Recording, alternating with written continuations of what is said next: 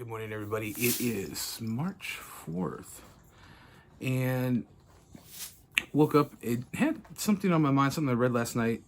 I've been going back through the Old Testament and reading about the life of King Saul, which then inadvertently you read about the life of David, at least in 1st and 2nd Samuel. And I was reading the 2nd Samuel 18 last night, and there's a portion where one of David's sons, his name is Absalom, he kind of tries to betray him and basically steal the throne from David. I mean, it's logical to think he was maybe next in line for the kingship of Israel, and he kind of, maybe in his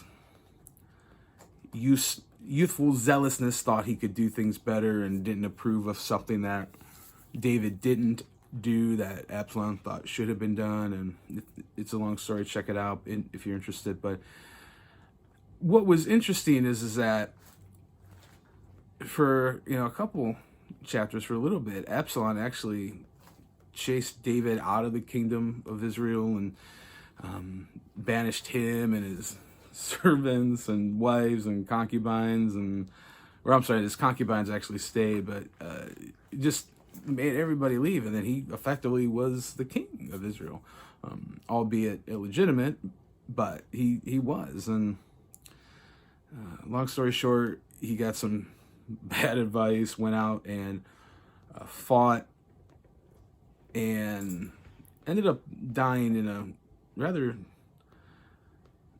unique kind of a way. Nonetheless, what was so interesting, what spoke to me, is the fact that Absalom completely betrayed David, his father, and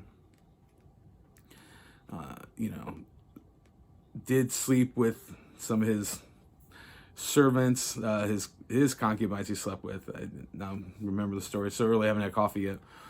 And basically just backstabbed him, betrayed him, stole his kingdom from him, all this stuff. And I was so riveted by David's response, and which was, Absalom died, but he was absolutely just distraught. He was completely broken up by it. He was just moved to tears. My son is dead. My son is dead. Why wasn't it me? Someone's blowing up my pager. Why wasn't it me? And just that, it just struck me, like he was super legit bummed out about this, even after everything that happened, even after he slept with all his concubines, he defamed him, he stole his kingdom, he assaulted his men, just all this horrible stuff, and he was just absolutely distraught. And I started thinking, the idea of the Father, the Almighty, and it's hard sometimes, because if your earthly father was an asshat, it's hard to think that your heavenly Father isn't. But I just started thinking about how